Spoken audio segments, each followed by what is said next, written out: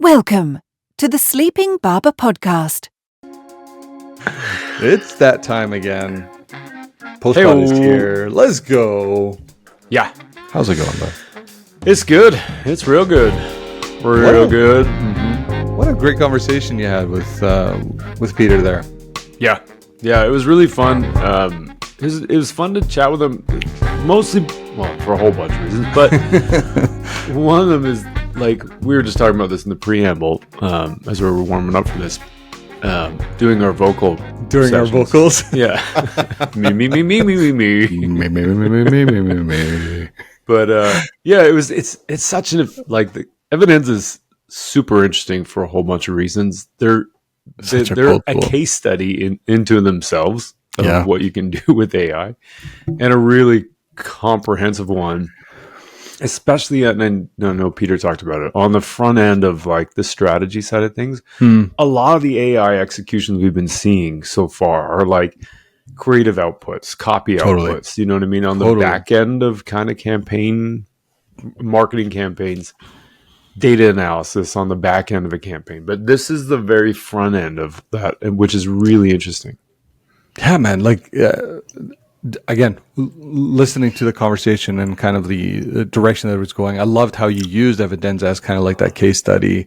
Obviously, you guys talked about the tool, and for me, what was the biggest takeaway? I think there was a line that he said there was, if you're a CMO and you have a strategy meeting and with a board in like 3 days, that's who you call us, and we can get something in your hands for you to be prepared. And for me, when you think about the speed, the agility we all talk about, we've never thought about it in this sense, where you can have in your hands a strong, yes, is it like based on synthetic research, synthetic data, whatever the case may be, sure, but you have something very tangible in a short amount of time, which I think is extremely powerful when utilized the right way.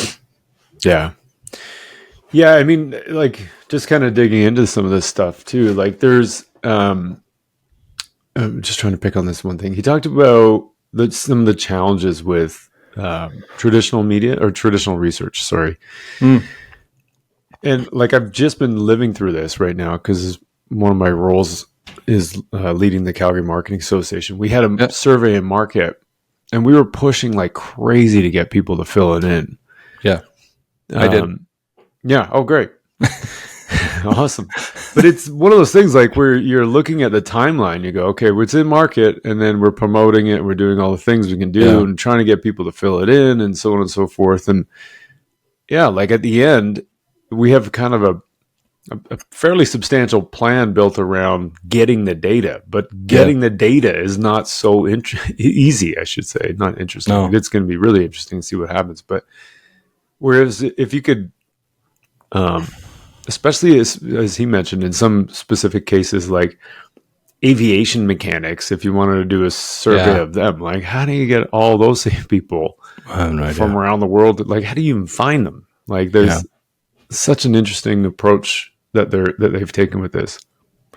It is, and I think more than anything, actually, let me touch on one thing here, because I think what was interesting is, as you were asking questions around Evidenza specifically, using kind of that as a case study, you talked to them about category entry points, and yes, it's one of, like, the effectiveness principles. You want to make sure that you're targeting what's unique or what you want to really go after, because nobody really has the budget to do everything, all the category entry points, right? Even the big brands, like, you're still doing maybe 10, maybe. That, I think that's what Peter alluded to.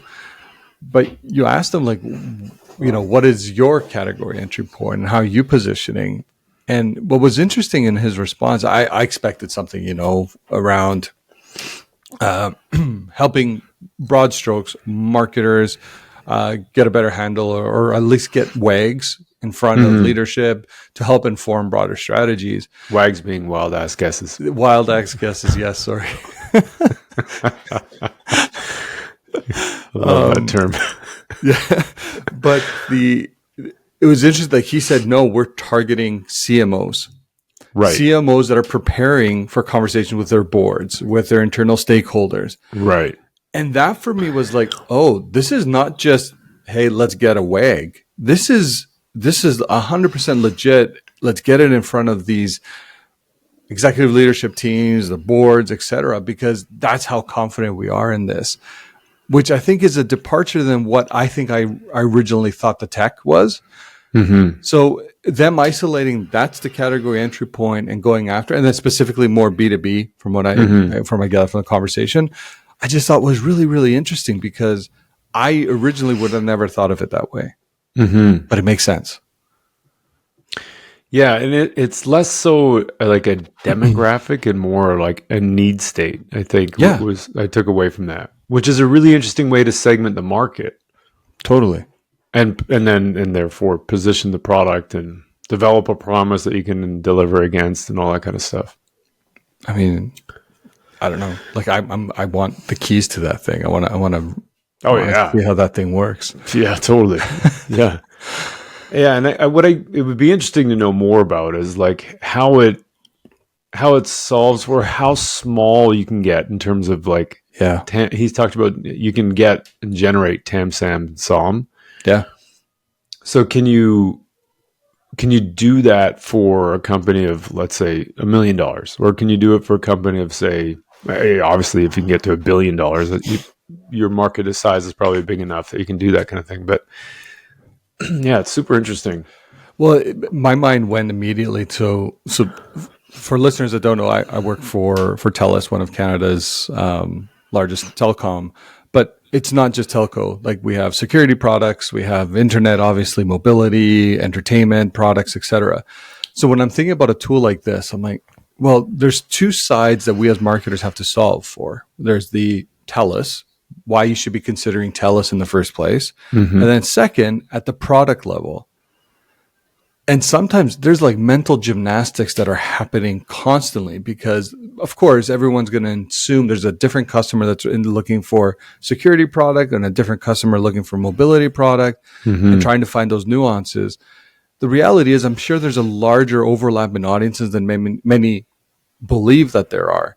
And I would love to have like this tool to test not only that hypothesis, but actually try to get some data around saying, okay, how should we then be positioning? Do we have like a Trojan horse of a product that we should be putting most of our spend against? But again, these are all in everybody's heads, but we can't move at that speed where we can test a lot of these theories to see what the best outcome is, where a tech like Evidenza would come in extremely handy to say, actually, no, you should be using your Stream Plus product and going all in because it's the lowest cost barrier to entry. And then you can create these upsells to everything else, for example, right? Yeah. Anyways, it's just, again, like application, like this is how I could see something like this applied in a day-to-day. Totally.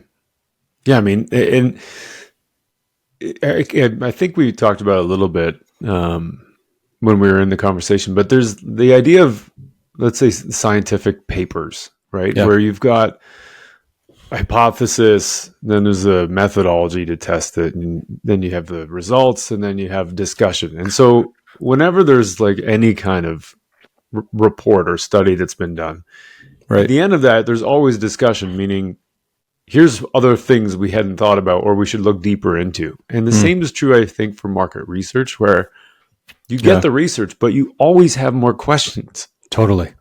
Like and totally. Even on the questions that you asked, I know Peter talked about it. Like I can't remember the specific example he talked about, but there was a specific example about, I don't know, the way somebody gave an answer to something, or the general answer was, which might not be super clear, and so then you want to dig into that, even though you have an answer, you want to dig into the answer even more to understand it deeper, right? Yeah, which you can do in seconds, which is insane. Like, and you can ask 1,500 questions of that single question in order to better understand all sides and all aspects of it. Totally. Yeah, like I just, if you think about, actually, I love that example because you think about when you're going through these presentations for market research, they're usually really long. You have a whole bunch of questions, but because you're moving so quickly, just to get through the material, you actually may not even get a second to ask. But imagine now it's like, yeah, here are the questions. Let's put them in and let's see what it spits out. Mm-hmm. I mean, that's incredibly powerful. And I wonder if you can almost reverse engineer it as well and say, here's the market research, what it's told us. How do you plug it in to help inform or validate a lot of this as well? Like using it as a check as well. Yeah. Yeah. Yeah, I know one of the other issues that we were talking about as well during that was the accuracy of synthetic research. And I know he had an interesting point how there's obviously variability in their studies when they've compared the findings from their reports with other partners that they've worked with. And they're getting like 90 to 95% of the same answers. Yeah. That's crazy. Which is really interesting. But then, the variability, like, who's to say that that's wrong? I agree with you. Like, how do you know? Like, I mean, I know he talked about there's fatigue when, like, with real people when you fill in a survey. 100%. Then you just get to a point where you're like, oh my God, get through this. I'm done with this. I had only planned for 2 minutes and now it's taking me 6 to fill this in. That's so true. That is so true. And again, I think that's where we have to acknowledge that, again, the other side of it is like what people say in a survey versus what they do is also is also a whole other thing, right? Totally.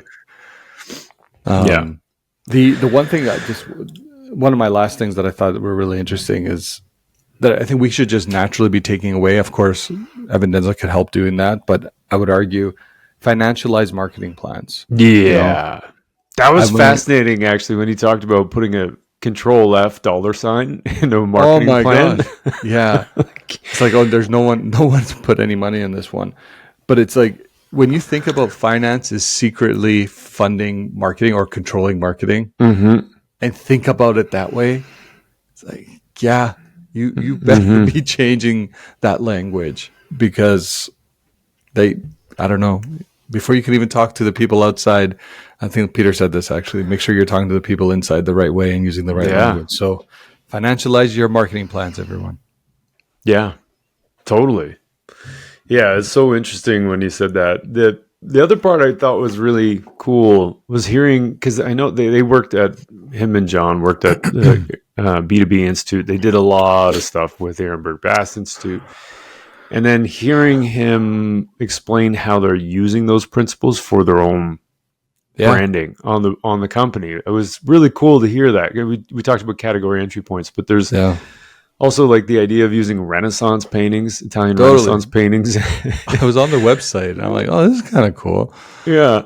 Which is kind of, and he's like, it's just because it's weird and it kind of stands out. Like there's not really any reason for it, but that we can do it.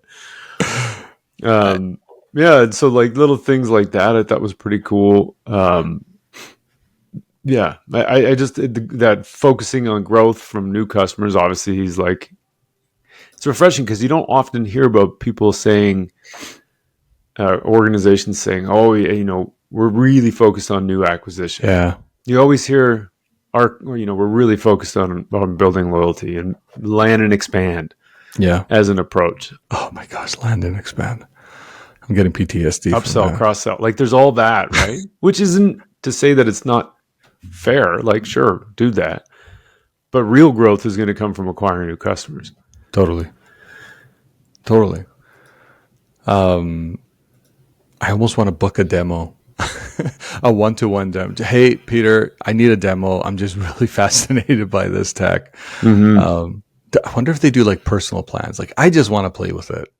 I'm not an enterprise. It's just V. I want to know what people think about me. Oh man, what does a synthetic copy of my family have to say about me? It's a journey of self-discovery. Exactly. It was a great conversation, though. I absolutely loved a lot of it. Yeah, it was really good. It's too bad that you couldn't make it. And I know that it feels so weird when you're not there. Like you complete me. Yeah, man. I got to say the same for you. It's always weird for me listening back to these podcasts when I'm not there, because it's like there's a part of me, oh, that's a great question, Mark. Oh, that's good. Oh, here's how we could have built on that. Or because I think we complement each other really well. I think so too. Yeah. And it was a great episode, Peter. Thank you for spending some time with Mark. I wasn't there, but spending time with Mark was fantastic. Yeah, it was good. Okay, buddy. Well, with that, I have a physio appointment, and I'm pretty sure she's going to look for some profitability in my back. I cannot top that. There's a little bit missing there somewhere. Yeah. Oh, speaking of which, did I tell you I cut off my tip of my finger? What? What's going on? What? I don't know. The kale one. That's how. Oh my goodness. So much fun that I'm having with myself these days. Jesus Christ. But hey, man, stay safe out there. It's no small task for me. There's danger literally lurking around every corner and in every drawer. That's too funny. All right, my friend. Have a great day. You too. Ciao.